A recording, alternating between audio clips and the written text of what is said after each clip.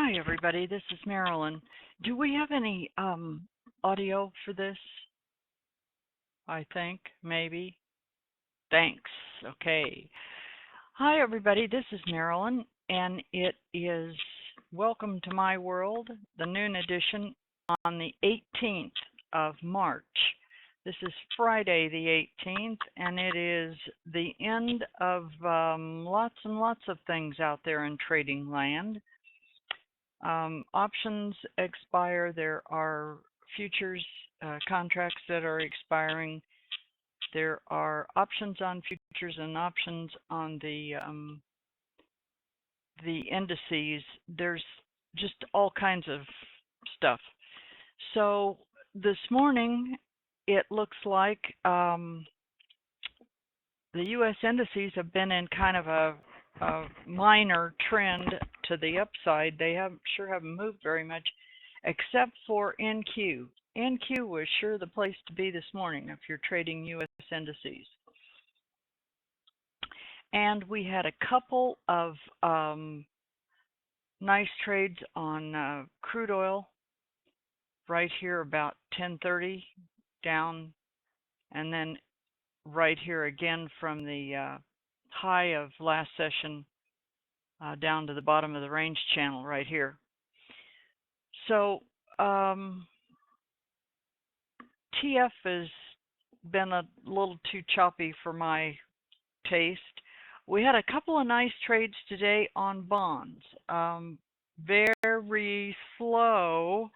However, about 7:30 there was one, and then let's see, about 11:30ish one started, so about a half an hour ago, and that one should be still cooking for 10 ticks.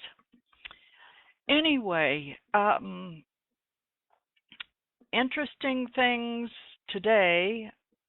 Crude oil is coming off of a high at just a tick under 42.50, and that's a significant number. So we'll have to see where that closes today. Brent is coming down a little bit, and those two are pretty much at parity. Not a heck of a lot of difference, maybe 20 cents or something instead of $1.50, $2. But the biggie for today is this VIX. The VIX is trading right now below 14. It's trading 1386. So that is an indication that the indices are inclined to keep going where they're going. It's just that the range is so tight to get any really good trades off on that. However, I guess all things are possible. Gold had a couple of nice trades this morning also. Anyway, this afternoon, going into the close, this is likely to get a lot more volatile. So if you've gotten your trades done for the day and you're pretty much done, I wouldn't be too anxious to be jumping in the afternoon from about between 2 and 4. That may not be the case, but typically there is kind of a rush on that starts about 2:30, 3ish, right in there. And usually Friday afternoons are not all that, everybody's gone home and what have you. But today, the third Friday of every month, is a little bit of an exception to that. Next week, we don't have a lot of economic numbers coming out. There are a few. We will have crude oil on Wednesday as usual. But the volume is likely to be a little bit lower than normal next week because of the Easter week. There are a lot of the big boys that take the entire week off to do family stuff and and so there's not quite as much activity. And the markets will close, I believe, at noon. I haven't checked the exact hour. If you want to know, there is always a holiday schedule for futures trading posted on the CME website, and it's probably a pretty good idea to keep that bookmarked so you've got a handy reference for any holidays, and you know exactly, because they have it divided into what markets. Energies from here to here, and the indices from here to here.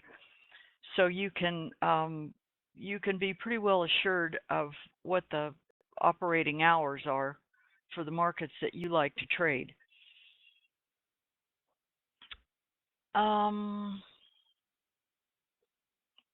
I think that's about it. This VIX is really, the volatility is just being drained out of this.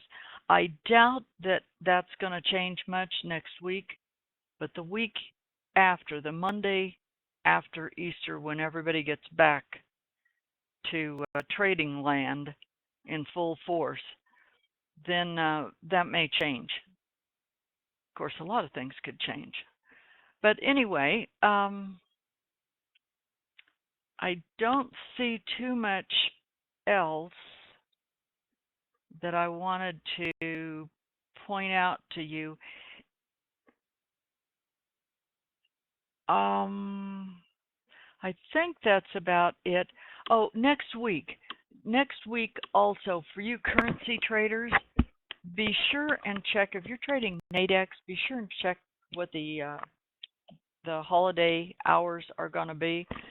But the other thing to look at is the news calendar, and there's a really good one on the Apex website on the news tab, and see what there are several banking holidays in different countries, and that is kind of an indication that those currencies are going to be quite stable and range bound those days. That's not always the case, but it's something to be aware of, because for instance, when it's a German banking holiday, you can sometimes make a nice iron condor trade on the FDAX. And when for instance, today, the Aussie dollar is just in a very tight little range. And those kinds of days make real good iron condor days, because you're doing premium collection on those. And I think somebody pointed out yesterday in the chat that Daryl's done some great educational videos on premium collection on that stuff. So anyway, I would look at that if you have an interest in it. And this has been my view from my world in Apex land. I will see you on Monday, and if you're taking off for the week, have a wonderful, wonderful week and a safe journey wherever you are going.